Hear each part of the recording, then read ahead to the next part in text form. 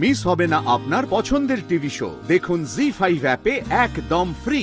তুমি কি ভেবেছিলে তোমার বিনাশ কখনো হবে না? সংসারে সব অধর্মীর বিনাশ হয়, আর আজ তোমারও বিনাশ হবে। আমার বিনাশ কেউ করতে পারবে না। আমি শিবের থেকে বরদান পেয়েছি, আমাকে কেউ মারতে পারবে না।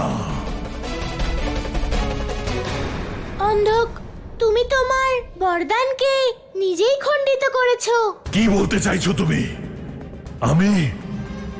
আমি আমার বরদান কিভাবে খণ্ডিত করলাম? অন্ধক, মনে করো যখন আমি প্রথমবার তোমাকে গাভী মায়ের কাছে নিয়ে গিয়েছিলাম, তুমি তাকে খুব অপমান করেছিলে।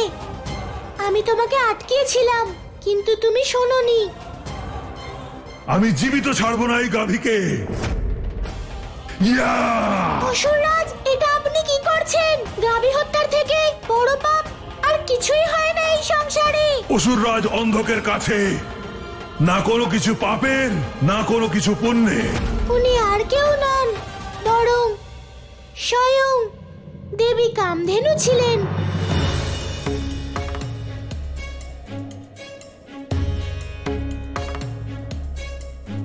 মনে আছে অন্ধক, যেই কাকির কাছে আমি তোমাকে নিয়ে গিয়েছিলাম, যাকে তুমি অপমান করেছিলে, সেখানেও আমি তোমাকে সাবধান করেছিলাম, কিন্তু তুমি শোনোইনি।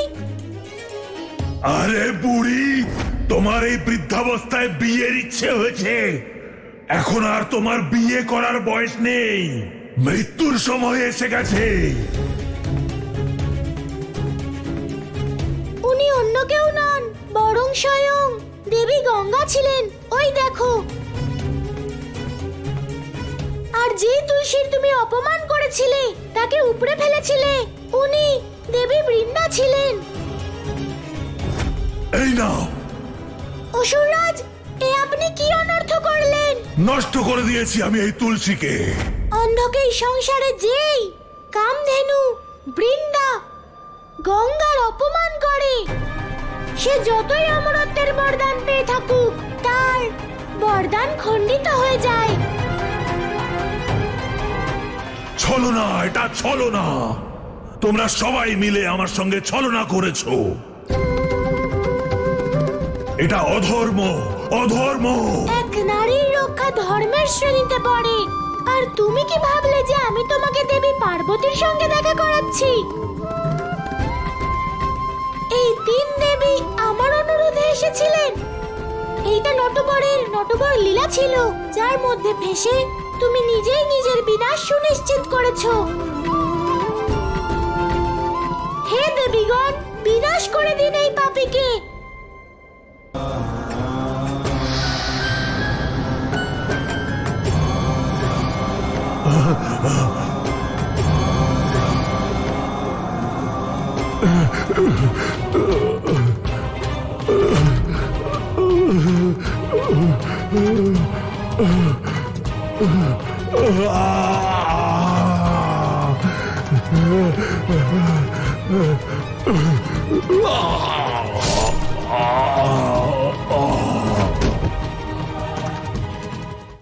জি5 ডাউনলোড করুন আর সব এপিসোড দেখুন একদম ফ্রি।